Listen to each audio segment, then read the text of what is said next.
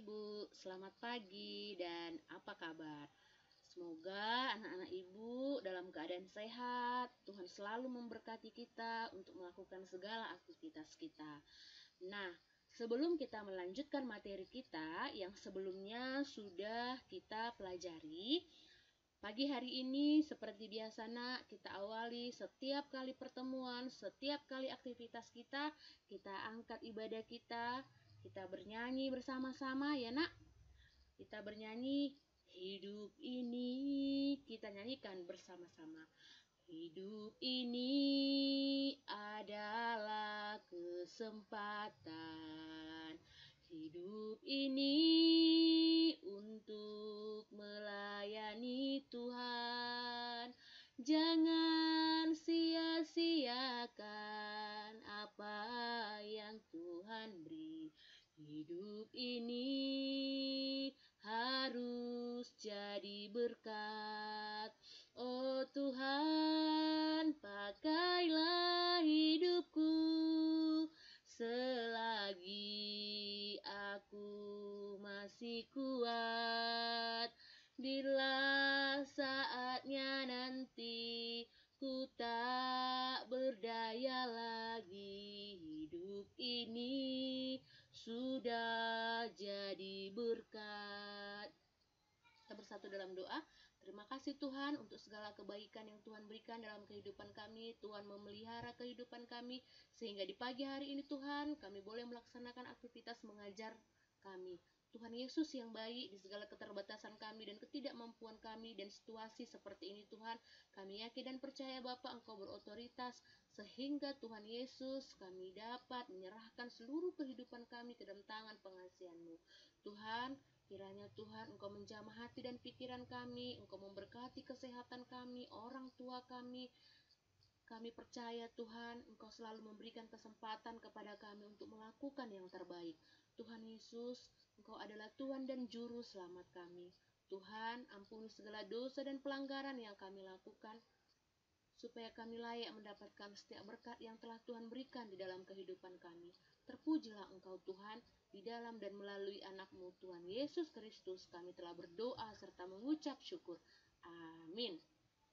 Oke, anak-anak Ibu, silahkan dibuka bukunya, ya, dibuka bukunya, dan di depan mejamu sudah ada Alkitab, ya sayang ya, bawa Alkitabnya nak ya. Nah, materi kita ini melanjutkan pertemuan kemarin. Ya, pertemuan kemarin di situ gereja sebagai umat Allah yang baru itu di bab 1. Ya kan, kita sudah bahas gereja gedungnya atau orangnya. Ya. Lalu apa itu makna gereja? Umat Allah yang baru, mendefinisikan gereja yang baru. Ya. Nah, pagi hari ini materi kita itu adalah gereja yang terbuka. Ya, gereja yang terbuka. Pergumulan gereja. Nah, ternyata anak-anak Ibu bukan hanya manusia yang mengalami pergumulan. Ternyata setiap gereja juga mengalami pergumulan, ya. Bab 1. Nah, di sini ada bagian 1, gereja yang terbuka. Bagaimanakah sifat gereja? Nah, salah satu sifat gereja itu adalah ya, umum untuk semua orang. Nah, kita bahas satu dulu sifat gereja. Di sini sifat gereja adalah terbuka. Sifat gereja adalah terbuka, ya. Nah, menurut Kisah Para Rasul 2 digambarkan bahwa gereja perdana atau gereja mula-mula, gereja yang terbuka katanya, gereja yang terbuka. Meskipun kita tahu pada mulanya murid-murid Yesus terdiri dari orang-orang Yahudi, bahkan hanya terdiri dari satu daerah saja, yaitu daerah Galilea, ya. Tetapi gereja perdana sudah terdiri dari orang-orang yang berasal dari latar belakang, bahasa, dan budaya yang berbeda-beda. Kenapa? Ya, kenapa? Pada saat itu hanya murid-murid Yesus, ya, yang melakukan ibadah. Orang-orang Yahudi, bahkan dari Galilea, satu daerah saja. Tetapi ketika Tuhan telah memberikan kekuatan kepada murid-murid Yesus untuk memberitakan Injil, maka semakin banyaklah orang yang percaya kepada Yesus dan memberikan dirinya untuk dibaptis. Sehingga gereja perdana sudah terdiri dari orang-orang yang berasal dari luar daerah, ya, latar belakang bahasa yang berbeda-beda. Jadi tidak hanya satu orang Yahudi atau hanya dari Galilea saja. Nah, gereja perdana yang terbuka untuk kepemimpinan perempuan, ya, kepemimpinan perempuan. Di buku Mudisi itu ada 3 contohnya. Ya, salah satu bukti gereja terbuka adalah gereja tidak tertutup kepada perempuan yang melakukan kepemimpinan di dalam gereja. Di situ contoh pertama adalah Lydia. Siapa Lydia itu? Nah, dalam Kisah Para Rasul 16 ayat 14 dan Kisah Para Rasul 16 ayat 40, di situ Lydia adalah seorang penjual kain ungu dari kota Tiatira. Ya, dia beribadah kepada Allah. Lalu Tuhan membuka hatinya sehingga ia memberikan apa yang dikatakan oleh Paulus. Sesudah itu ia dibaptis bersama-sama dengan seisi rumahnya. Ia mengajak kami, katanya, jika kamu berpendapat bahwa aku sungguh-sungguh percaya kepada Yesus, marilah menumpang di rumahku. Ia mendesak sampai kami menerimanya. Pada saat itu Paulus memberitakan Injil di kota Tiatira, lalu bertemu dengan seorang perempuan yang bernama Lydia. Dia adalah seorang penjual kain ungu dari kota Tiatira. Ya, lalu ia percaya kepada Yesus. Ia memberikan dirinya untuk dibaptis. Bukan hanya itu saja, ia mengajak Paulus untuk menginap di rumahnya. Nah, itulah kisah Lydia. Ia memberikan hatinya, mempersembahkan hatinya kepada Tuhan. Selanjutnya ada Aquila dan Priscilla. Ya, Priscilla ini adalah sepasang suami istri Kristen pada abad pertama Masehi. Jadi menurut perjanjian baru yang namanya selalu disebut bersama-sama. Mereka adalah sepasang suami istri yang terpopuler pada saat itu karena mereka selalu mengasihi Tuhan. Ya, mereka bertemu dengan Paulus dari Tarsus dan bersama-sama bekerja sebagai tukang kemah atau pembuat tenda pada saat itu. Kemudian mereka menjadi sahabat, ya, sahabat yang sangat dekat dan dihormati oleh Paulus. Sehingga nama kedua pasangan suami istri ini dicatat bekerja dengan tekun untuk menguatkan gereja mula-mula. Jadi si Aquila dan Priscilla adalah sepasang suami istri yang dekat dengan Allah, yang tekun beribadah kepada Allah, bahkan dia itu juga bekerja pada gereja mula-mula. Di situ ibu hanya ambil 2 contoh. Nanti boleh lebih lanjut kamu baca Yunias dalam Roma 16 ayat 7 kisahnya ya, Nak. Nah, ini adalah kedua contoh perempuan yang tidak, artinya gereja tidak memandang laki-laki dan perempuan. Karena sebelumnya tadi bahwa gereja itu adalah dan gereja itu adalah umum, gereja itu adalah terbuka untuk semua orang yang percaya kepada Tuhan Yesus. Nah, ini Nak, gereja yang terbuka, siapa saja boleh masuk di dalamnya. Siapa saja. Ya, ku tak pandang kau dari gereja mana, ku tak pandang latar belakangmu seperti apa. Ya, welcome. Nah, gereja juga menerima orang yang catat, nah, yang tidak sempurna. Bukan dikatakan di situ atau definisi di gereja itu, gereja hanya menerima orang kaya, orang hebat, berkedudukan penting, ya, yang sempurna tubuhnya, yang cantik orangnya, berkulit putih. Tidak, tetapi gereja menerima siapa saja, bahkan menerima orang yang cacat, yang tidak sempurna. Bahkan gereja juga menerima orang-orang yang berdosa. Karena kita tahu Tuhan hadir ke dalam dunia bukan untuk orang yang benar, tetapi untuk orang yang berdosa seperti saya dan kamu. Lalu dikatakan di situ, timbul, bagaimana dengan gereja di masa kini? Apakah gereja itu mengadopsi gereja yang dimaksud oleh Tuhan Yesus? Banyak gereja di Indonesia yang terbentuk di dalam kelompok-kelompok suku tertentu. Hal ini disebabkan oleh strategi penginjilan yang dilakukan oleh misionaris barat di Indonesia. Mereka berpendapat bahwa gereja-gereja akan lebih mudah berkembang. Artinya, meskipun demikian, ada juga kita gereja yang memandang gereja saya yang benar, gerejamu salah, gereja saya yang paling oke. Iya kan? Tidak demikian.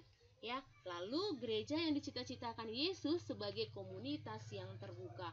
Yesus menginginkan kepada semua kita, semua gereja, karena kita tahu nanti materi selanjutnya di bab berikutnya kita akan tahu yang dibahas tugas dan panggilan gereja. Ya, tugas dan panggilan gereja ada 3 nanti di situ. Nah, yang setiap gereja tugasnya itu nggak boleh hilang dari ketiga ini ya. Yesus menginginkan supaya komunitas gereja terbuka menerima siapa saja yang datang untuk beribadah kepada Yesus. Yang kedua, pemahaman tentang gereja yang benar. Pemahaman tentang gereja yang benar. Nah, satu-satunya gereja yang benar adalah kumpulan orang percaya di mana-mana yang menyerahkan hati mereka kepada Yesus Kristus sebagai juru selamat dan Tuhan. Jadi orang yang percaya kepada Tuhan harus memberikan dirinya dibaptis. Dan kita percaya bahwa hanya Tuhan Yesus sajalah yang menjadi Tuhan dan juru selamat kita satu-satunya. Nah, dalam Kolose 1 ayat 18 ya, Kolose 1 ayat 18 ya, dikatakan ialah kepala tubuh, yaitu jemaat. Ialah yang sulung yang pertama bangkit dari antara orang mati, sehingga ia yang lebih utama dalam segala sesuatu. Jadi gereja itu ya, Kristus yang menjadi kepala gereja. Nah, tubuhnya siapa? Yesus kepala gereja, tubuhnya adalah gereja, jemaat. Jadi antara kepala dengan tubuh, kalau kita gambarkan secara manusia, tidak bisa terpisah. Seperti itulah digambarkan bahwa Yesus adalah kepala gereja dan tubuhnya adalah jemaat atau gereja-gereja. Jadi tidak boleh menyimpang, iya kan? Nah, Tuhan menginginkan tadi dikatakan bahwa gereja itu harus terbuka, menerima siapa saja, baik secara fisik, ekonomi, dan lain sebagainya. Tuhan tak memandang, ya. Yang pasti Tuhan melihat hati setiap orang yang percaya kepadanya. Selanjutnya, nah di situ ada contoh, lihat gambarnya. Nah, gambar siapa itu? Ini adalah gambar si Mahatma Gandhi, ya, Mahatma Gandhi. Mahatma Gandhi, ya, gereja yang gagal menjadi teladan. Ayo, pernah dengar Mahatma Gandhi? Ibu rasa ini adalah seorang tokoh yang sangat terkenal, ya. Jadi, ia adalah tokoh kemerdekaan India. Sering membaca Alkitab, bayangkan dia bukan beragama Kristen, ya, tetapi ia suka membaca Alkitab, khususnya Injil di Matius. Dia tertarik. Kenapa? Di situ salah satu khotbah Tuhan Yesus tentang di bukit, ya, dia sangat tertarik. Ia ingin sekali berkenalan kepada Yesus yang digambarkan di dalam Alkitab. Coba bayangkan ya, Nak. Lalu di situ dikatakan bahwa yang membeda-bedakan orang berdasarkan warna kulitnya. Orang kulit berwarna gelap seperti orang-orang Afrika, keturunan India, Melayu, dan lain-lainnya dilarang bergaul dengan orang kulit putih. Itulah situasi yang dialami oleh si Mahatma Gandhi pada saat itu. Tetapi dia sungguh tertarik dengan pengajaran Tuhan Yesus. Dia sangat suka membaca. Nah, suatu hari si Gandhi berkunjung di gereja orang yang kulit putih. Ya, dia berkunjung. Ternyata ia ditolak karena warna kulit si Mahatma Gandhi ini kulit hitam. Ya, lalu si Mahatma Gandhi ini kecewa. Ia mengatakan di situ, I like your Christ, I don't like your Christian. Ya, saya suka dengan Kristenmu, tetapi saya tidak suka dengan orang-orang Kristen. Saya suka dengan Kristusmu, tetapi saya tidak suka dengan orang-orang Kristen. Terjadi dua yang membedakan. Dia menyukai pengajaran Tuhan Yesus, tetapi orang-orang Kristen tidak mampu melakukan apa yang dicontohkan atau yang dibaca di dalam Matius tersebut. Selanjutnya, ini tadi yang Ibu katakan, ia sangat tertarik dengan khotbah dan ajaran Tuhan Yesus. Bahkan dia sangat suka membaca Alkitab. Bahkan Mahatma Gandhi mendapat penolakan pada kaum kulit putih. Dia sangat kecewa. Dia merasa bahwa sia-sia apa yang diinginkan oleh Tuhan Yesus, karena tidak sesuai yang diinginkan Tuhan Yesus dengan pengaplikasian yang dilakukan oleh orang-orang Kristen. Nah, yang keempat, hidup saling berbagi. Salah satu yang menarik pada gereja perdana atau gereja mula-mula pada saat itu adalah mereka menjual harta benda mereka dan kemudian hidup saling berbagi. Di situ lengkap dalam Kisah Para Rasul 2 ayat 44 sampai dengan 45. Jadi, jemaat mula-mula, gereja mula-mula setelah memberikan dirinya dibaptis, mereka pun berkumpul dan selalu melakukan ibadah. Mereka hidup berbagi dengan cara apa? Mereka menjual apa yang mereka miliki sehingga mereka pada saat itu tidak kekurangan. Jadi orang-orang Kristen perdana tidak menganggap milik mereka hanya untuk mereka pribadi, tetapi mereka selalu memberikan yang menjadi kebutuhan orang lain. Kalau kita tarik dalam kehidupan sekarang ini, sungguh sangat sulit kita cari, ya kan? Sungguh sangat sulit kita cari karena sekarang sudah timbul peribahasa rambut sama hitam tapi hati berlainan. Tetapi Yesus menginginkan kita untuk selalu memberikan sesuatu yang boleh kita berikan sebagai contoh aplikasi kasih kita kepada orang-orang di sekitar kita yang membutuhkan pertolongan kita. Nah, berbeda dengan materialistis yang sangat mementingkan harta dan kekayaan. Seperti yang Ibu bilang tadi, sudah sangat jarang kita temukan orang yang mendahulukan kepentingan orang lain atau berbagi dengan orang lain. Sekarang kenyataan adalah orang-orang lebih materialistis yang mementingkan harta dan kekayaan. Lalu, seorang tokoh yang terkenal, Warren, ya, ia adalah orang yang paling kaya di dunia. Dia orang paling kaya dan mengatakan, jangan membeli pakaian dengan melihat merek suatu barang, tetapi belilah pakaian yang nyaman dipakai. Nah, kita kembali ke tugas, ya.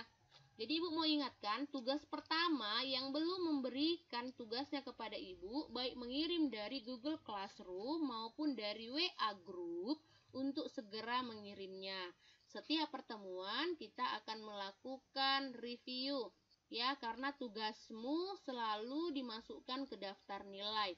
Jadi kalau tugas pertama tidak selesai, tugas kedua sudah menunggu, nak, susah kau untuk mengerjakannya, ya. Jadi Ibu nggak akan isi nilaimu kalau tidak kau kirim tugasmu sama saya, ya. Di situ yang pertama, bagaimana dengan kamu sendiri? Kapan terakhir kamu berbagi dengan temanmu? Ingat, 10 tahun yang lalu kah? 5 tahun yang lalu kah? 2 tahun yang lalu kah? Ya, coba diingat. Bu, berbagi seperti apa? Terserah. Kalau menurutmu itu berbagi yang dibutuhkan orang lain, tuliskan jawabannya. Yang kedua, di situ kerjakan halaman 10. Halaman 10 itu F, ya, penilaian. Penilaian 1, 2, 3, 4, dan 5. Ada 5 di situ, ya sayang. Silakan kamu kerjakan. Boleh kamu kirim ke WA Group, ya nak, WA Group. Buat namamu. Di kertas yang kamu foto itu, tulis namamu dan kelasmu, ya, supaya jangan terlalu susah kali Ibu nanti menilainya. Boleh Google Classroom, tapi jangan dari forum, tapi dari komentar pribadi, biar Ibu bisa langsung menilai tugasmu dan mengirim nilaimu kembali kepadamu. Nah, jadi untuk anak-anak Ibu, itulah materi kita, materi lanjutan mengenai tentang gereja sebagai umat Allah yang baru, apa yang diinginkan oleh Tuhan kepada kita sebelum Tuhan Yesus naik ke sorga. Ia berpesan kepada kita semua, Ia berkata kepada murid-muridnya, "Pergilah, jadikanlah semua bangsa menjadi muridku, dan baptislah orang di dalam melalui Bapa, Anak, dan Roh Kudus. Maka Tuhan akan menyertai sampai akhir zaman." Itulah janji atau amanat agung Tuhan Yesus. Sehingga di gereja kita Protestan mempercayai 2 sakramen, perjamuan kudus dan baptisan kudus. Nah, untuk anak-anak ibu mereview ulang ya, bagaimana gereja yang terbuka. Gereja tidak memandang dari kulit, kekayaan, harta, dan kedudukan, bahkan dari segi fisik. Yang kedua, pemahaman tentang gereja yang benar. Jadi kita percaya bahwa Tuhan akan melindungi kita. Ya nak, kalau di situ ada di halaman 6 dikatakan bahwa pemahaman tentang gereja yang benar, nanti boleh kamu baca di Markus 16 ayat 17 sampai dengan 18. Untuk itu kita lanjutkan materi kita di minggu depan. Ya, di minggu depan. Semoga anak-anak ibu dalam keadaan sehat dan jangan lupa tetap menjaga protokol kesehatan. Sebelum kita akhiri pertemuan kita, marilah kita bersatu di dalam doa. Terima kasih Tuhan untuk segala kebaikan-Mu. Engkau mengajarkan kami untuk selalu bersyukur dalam segala hal. Tuhan Yesus, materi ini mengingatkan kami Tuhan untuk selalu mendekatkan diri kepadamu, tidak memandang rendah orang lain. Bahkan Engkau menyiapkan gereja Tuhan bagi kami, untuk kami boleh bersekutu dengan teman-teman seiman. Kami yakin percaya Tuhan bahwa gereja bukanlah gedungnya, tetapi gereja adalah orang-orang yang percaya kepadamu. Biarlah Tuhan lewat gereja semakin banyak jiwa-jiwa orang yang terpanggil, semakin banyak jiwa-jiwa orang yang menyerahkan dirinya kepadamu. Tuhan Yesus, di keterbatasan kami untuk melakukan seperti yang Tuhan inginkan di gereja mula-mula, yaitu hidup saling berbagi, mungkin Tuhan kami tidak dapat melakukan jikalau kami mengandalkan kemampuan kami. Tetapi kami percaya Tuhan, kami hanya mengandalkan Engkau, sehingga Tuhan Engkau boleh memberkati kehidupan kami. Kami mau serahkan Tuhan segala pergumulan kehidupan kami ke dalam tangan pengasihan-Mu. Terpujilah Engkau Yesus, dan kiranya Tuhan Engkau mengampuni segala dosa dan pelanggaran kami. Di dalam dan melalui anak-Mu Tuhan Yesus Kristus, kami telah berdoa serta mengucap syukur. Amin. Shalom.